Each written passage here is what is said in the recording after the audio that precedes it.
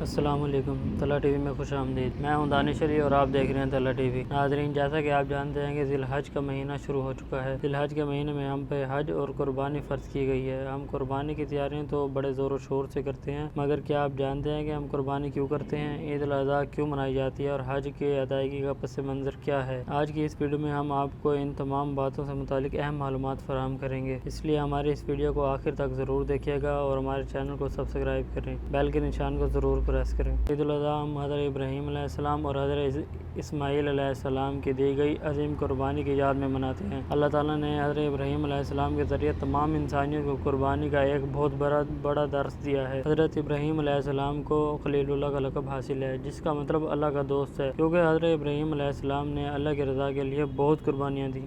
آپ علیہ السلام عراق کے قصبے ار میں پیدا ہوئے۔ آپ کے والد آزر ایک بت پرست تھے اور آپ کا سارا خاندان بت پرست تھا، اس لیے آپ نے اللہ کی رضا کے لیے اپنے خاندان کو چھوڑا۔ آپ نے اپنی زوجہ حضرت سارہ کے ساتھ ہجرت کی اور فلسطین آ گئے۔ ایک بار آپ اپنی زوجہ کے ساتھ مصر کے سفر پر روانہ ہوئے تو مصر کے بادشاہ نے حضرت سارہ کی دینداری سے متاثر ہو کر اپنی بیٹی، جن کا نام ہاجرہ تھا، ان کو حضرت سارہ کے ہمراہ کر دیا۔ حضرت سارہ کے ہاں کوئی اولاد نہ تھی۔ اب آپ نے حضرت ابراہیم علیہ السلام کو بی بی ہاجرہ سے نکاح کرنے کی اجازت دی اور پھر اللہ نے حضرت ہاجرہ کو اولاد کی صورت میں حضرت اسماعیل علیہ السلام سے نوازا۔ اللہ تعالیٰ نے حضرت سارہ رضی اللہ تعالیٰ عنہ کے دل میں حضرت ہاجرہ کے خلاف حضرت ہاجرہ کے لیے کھنچاؤ پیدا کر دیا اور حضرت سارہ نے حضرت ابراہیم علیہ السلام کو اپنی دوسری بیوی اور بچوں کو کہیں چھوڑ کر آنے کو کہا، تو اللہ کی طرف سے آپ کو حکم ملا کہ اپنے بیوی بچے کو مکہ کے صحرا میں چھوڑ آئیں۔ ابراہیم علیہ السلام نے اللہ کے حکم کی تعمیل کی اور اپنی زوجہ حضرت ہاجرہ اور اپنے بیٹے کو لے کر مکہ روانہ ہوئے۔ اس وقت نہ وہاں آبادی تھی اور نہ ہی کھانے پینے کو کچھ تھا، بس دور دور تک بلند و بالا صحرا اور پہاڑ تھے۔ حضرت ہاجرہ کو جب یہ علم ہوا کہ حضرت ابراہیم علیہ السلام نے یہ فیصلہ اللہ کے حکم پر کیا ہے، تو انہوں نے بھی اللہ پر توکل کیا اور اپنے بیٹے کے ساتھ اس صحرا میں رہنے کی قربانی دی۔ حضرت ابراہیم علیہ السلام نے اللہ سے اپنے بیوی بچے کے حق میں دعا کی۔ دراصل اللہ تعالیٰ اس صحرا کو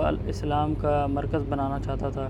جب حضرت ہاجرہ کا کھانا اور پانی ختم ہو گیا تو آپ نے اپنے بچے کی بھوک اور پیاس کو دیکھ کر پانی کی تلاش میں صفا اور مروہ پہ چکر لگائے۔ جب بے چین ماں کے 7 چکر مکمل ہو گئے تو اللہ کی رحمت کو جوش آیا اور اللہ نے پیاسے اسماعیل کی ایڑیوں کے نیچے سے پانی کا چشمہ جاری کر دیا۔ وہ پانی اتنا پھیل رہا تھا کہ بی بی ہاجرہ نے زمزم کہہ کر اس پانی کو روکا۔ زمزم عبرانی زبان کا لفظ ہے جس کا مطلب ہے رک جا۔ کچھ ٹائم بعد بنی جرم نامی قبیلے کا وہاں سے گزر ہوا تو بے آب گیا اور اتنے بڑے صحرا میں پانی کا چشمہ دے کر وہیں ٹھہر گیا اور حضرت ہاجرہ کی اجازت سے وہیں آباد ہو گیا۔ رفتہ رفتہ وہاں پر ایک بستی اور پھر شہر آباد ہو گیا۔ اللہ نے اب ابراہیم علیہ السلام کو کعبے کی تعمیر کا حکم دیا۔ یہاں ہم آپ کو ایک اور اہم بات بتاتے چلیں گے۔ کعبہ کی پہلی تعمیر حضرت آدم علیہ السلام نے کی، جس کے بعد طوفان نوح میں وہ بہہ گیا۔ اسی کی بنیادوں پر حضرت ابراہیم علیہ السلام نے اپنے بیٹے حضرت اسماعیل علیہ السلام کے ہمراہ کعبۃ اللہ کی تعمیر ثانی کی۔ جب کعبہ کی دیوار ابراہیم علیہ السلام کے قد سے اونچی ہو گئی تو اسماعیل علیہ السلام نے پتھروں کا ایک چبوترا بنا دیا، جس پر کھڑے ہو کر ابراہیم علیہ السلام نے مزید تعمیر مکمل کی۔ وہی جگہ آج مقام ابراہیم کہلاتی ہے۔ جبرائیل علیہ السلام پھر سامنے والے پہاڑ سے ایک پتھر نکال کر لائے، جسے جنت سے یہاں لا کر محفوظ کیا گیا تھا۔ یہی حجر اسود کہلاتا ہے۔ جب کعبۃ اللہ کی تعمیر مکمل ہو گئی تو حضرت ابراہیم علیہ السلام اور حضرت اسماعیل علیہ السلام نے لوگوں کو اللہ کی عبادت کی دعوت دی۔ آج تمام دنیا کے مسلمان ہر سال اللہ کے گھر کی زیارت کے لیے آتے ہیں اور حج کے ارکان مکمل کرتے ہیں اور سنت ابراہیمی کی پیروی یعنی کہ جانور کی قربانی کرتے ہیں۔ عید الاضحیٰ پہ جانور کی قربانی ہمیں حضرت اسماعیل علیہ السلام کی قربانی کی یاد دلاتی ہے۔ جب حضرت اسماعیل علیہ السلام 13 سال کی عمر کے تھے تو حضرت ابراہیم علیہ السلام نے خواب میں دیکھا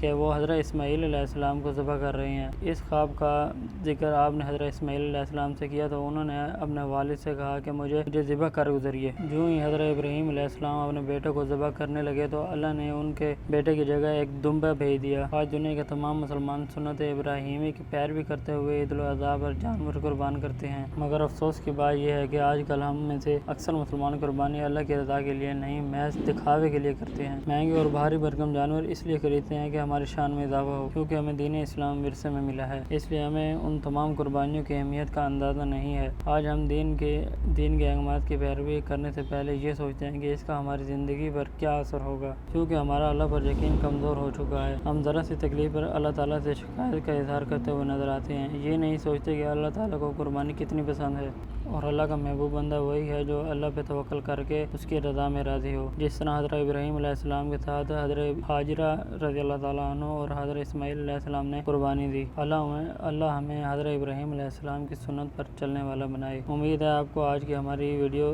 پسند آئی ہوگی۔ اگر ویڈیو پسند آئی ہے تو لائک کریں، شیئر کریں اور ہمارے چینل کو سبسکرائب کرنا مت بھولیں۔ اللہ حافظ۔